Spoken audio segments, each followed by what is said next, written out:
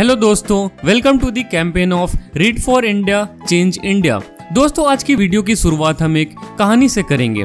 Derby और उनके uncle को पता चलता है कि उनकी जमीन के नीचे सोने की खान है और तभी वो लोग उस जमीन की खुदाई करने लगते हैं। थोड़ी खुदाई करने के बाद उनका विश्वास और पक्का हो जाता है जब उन्हें गोल्ड के कुछ ट्रेसेस मिलने लगते हैं। तभी वो और भी महंगी डिगिंग मशीन खरीदकर और खुदाई करने लगते हैं, बट अचानक से वो गोल्ड माइन डिसअपियर हो जाता है।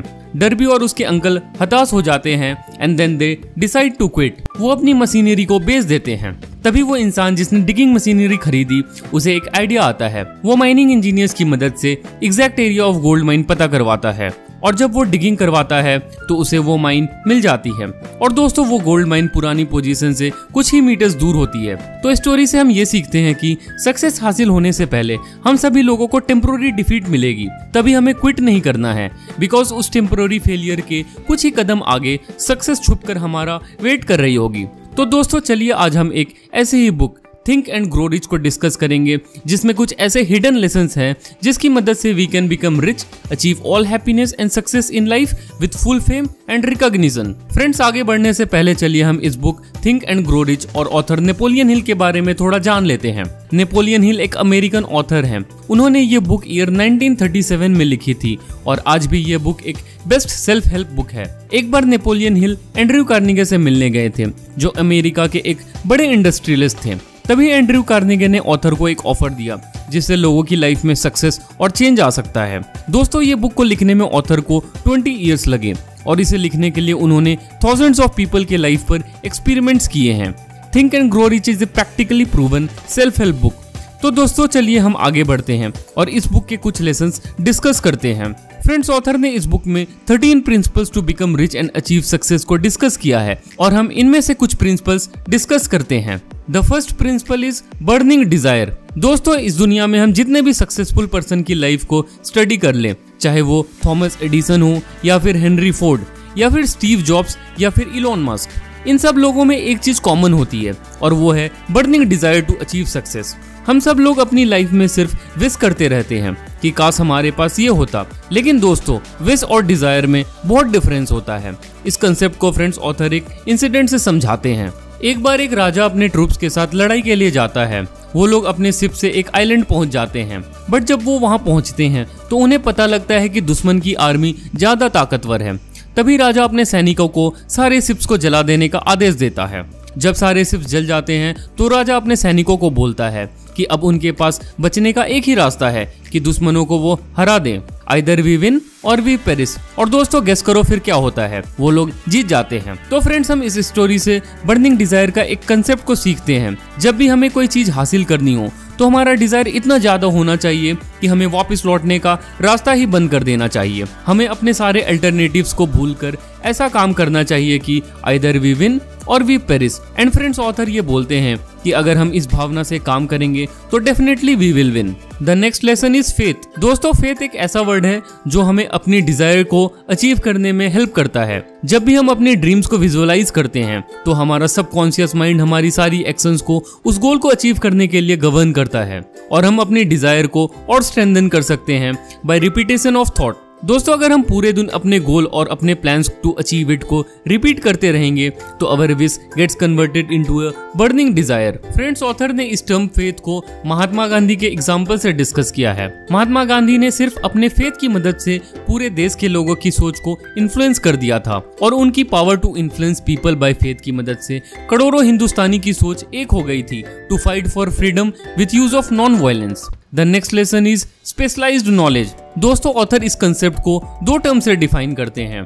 एक है नॉलेज और दूसरा है स्पेशलाइज्ड नॉलेज। ऑथर बोलते हैं कि हमारा जनरल नॉलेज कितना भी ज्यादा हो सकता है, बट हम उससे पैसा या फिर सक्सेस अचीव नहीं कर सकते हैं। वो बोलते हैं कि knowledge will not attract money unless it is organised through practical plans, और इसी को हम स्पेशलाइज्ड नॉलेज बोलते हैं। दोस्तों, जरूरी नहीं कि हमारे पास कॉलेज की बड़ी डिग्रीज हो तभी हम पैसा कमा सकते हैं। हिस्ट्री इस बात का एग्जाम्पल है कि कैसे कुछ लोगों ने बिना किसी डिग्रीज के भी सक्सेस अचीव किया है। दोस्तों, थॉमस एडिसन के पास सिर्फ 3 महीने का स्कूलिंग एक्सपीरियंस था उनकी पूरी इंटायर लाइफ में, बट हम ऐसा नहीं बोल सकते हैं कि he was not educated. In fact जब Thomas Edison failed 1000 times in his experiment तो उन्होंने इन फेलियर से अपने नॉलेज को और स्ट्रेंथन किया था and his success is no a history. तो friends, Thomas Edison is a perfect example जिनसे हम सीख सकते हैं कि how to convert our knowledge into a specialised knowledge. The next lesson is imagination. Friends, author imagination को दो types के बताते हैं, एक है synthetic imagination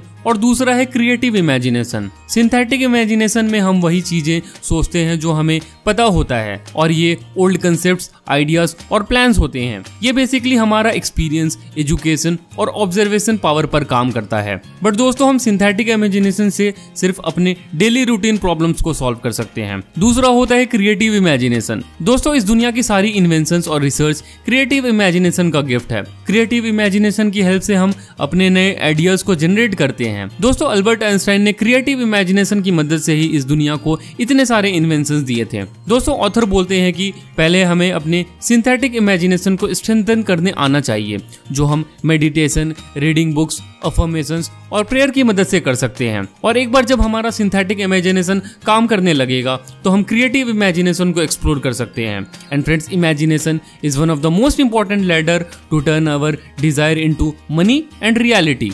the next lesson is decision. दोस्तों, ऑथर बोलते हैं कि अगर आप फेलियर्स की लाइफ को एनालाइज करेंगे तो लैक ऑफ डिसीजन उनका सबसे मेजर प्रॉब्लम होगा। दूसरी प्रॉब्लम उनकी प्रोक्रेस्टिनेशन की होगी। दोस्तों, प्रोक्रेस्टिनेशन का मतलब होता है हर चीज को टालने की आदत and waiting for the time to be right to start doing something. ऐसी आदत से हम अपने सबसे कीमती चीज टाइम को लूज करते रहते हैं।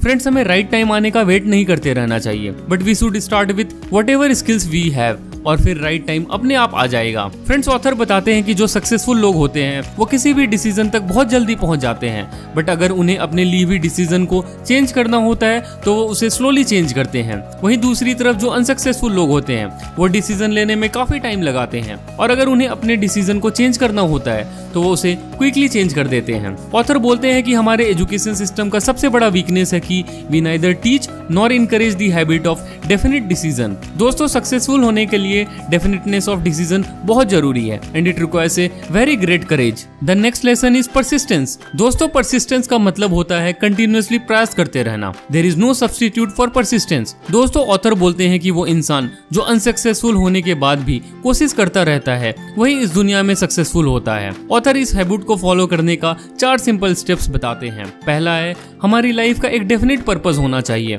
और उसके पीछे एक burning desire to achieve it होना चाहिए। दूसरा है, हमारे पास एक डेफिनेट प्लान होना चाहिए जिस पर हम कंटिन्यूअसली मेहनत कर सकें। तीसरा है, हमारे अपने माइंड को सारे नेगेटिव वर्ड्स और डिस्करेजिंग इन्फ्लुएंसेस से दूर रखना चाहिए। एंड लास्ट इज, हमारे कलीग्स वही होने चाहिए जो हमेशा हमें इनकरेज करते रहें, क्योंकि दोस्तों it's not मियर luck that brings success but it's the persistence that does. दोस्तों, ऑथर ने next lesson on the use of subconscious mind के बारे में बताया है। इनफैक्ट दोस्तों, the power of subconscious mind पर लिखी हुई बुक को ऑलरेडी मैंने अपने प्रीवियस वीडियो में डिस्कस किया है और इसका लिंक डिस्क्रिप्शन बॉक्स में है। तो फ्रेंड्स, ये कुछ लेसन्स थे out of those 13 lessons in the book जो मैंने आपसे डिस्कस किया to achieve success and happiness in life. Last में दोस्तों मैं ऑथर के सबसे important lesson on the 6 basic fears को डिस्कस करता हूँ। दोस्तों, अगर हम इन फियर्स को ओवरकम कर लें और उन्हें समझ लें तो हमें इस दुनिया में आगे बढ़ने से कोई नहीं रोक सकता है। The fear of poverty, the fear of criticism, the fear of ill health, the fear of loss of loved once,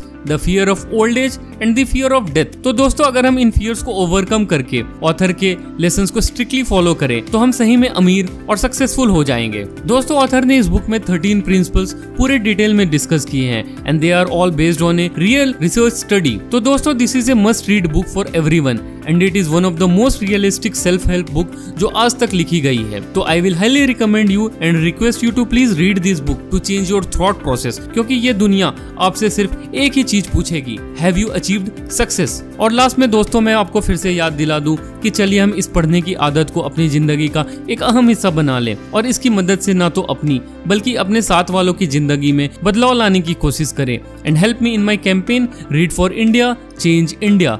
जय हिंद।